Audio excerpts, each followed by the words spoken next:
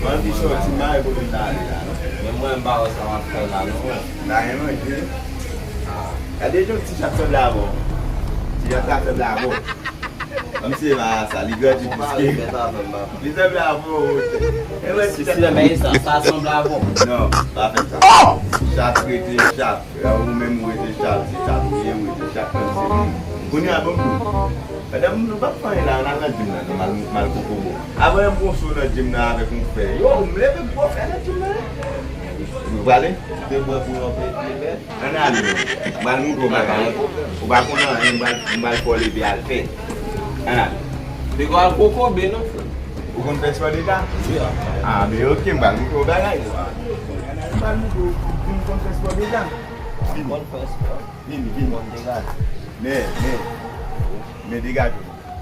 Kone sel gade si kon fè swa. Avan la, e di chou vim la kakè mwa mouri.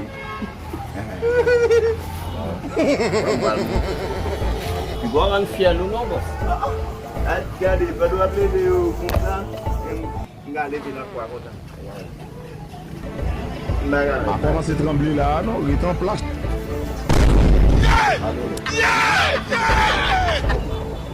Allez.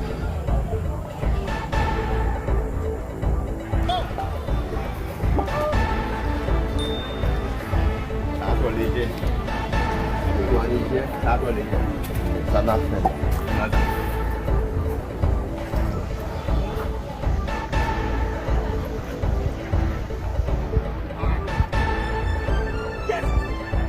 C'est ça, léger.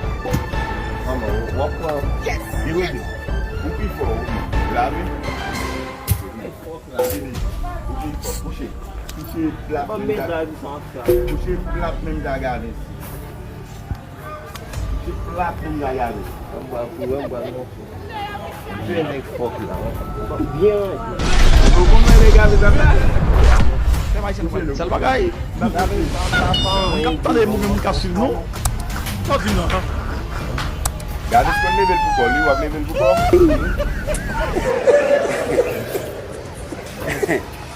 Aha. An ale, e wap level pou kon. Situasyon difficile. Gade pa kon level pou medel non? Monsieur pas le cas du pays. E bi kou pa medel doak. E do doak pou. Adone ki de...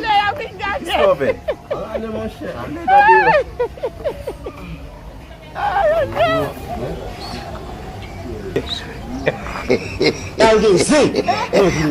Mara leve nan kon nou men.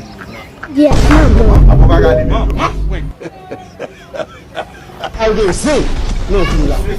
Là, non, il est en place. Monsieur pas le cas du pays. Monsieur pas le cas du pays. Mba gade men.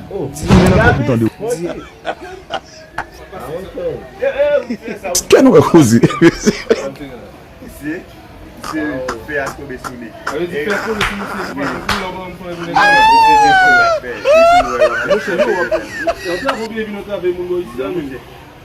Yo, ça te faut pas faire ça même.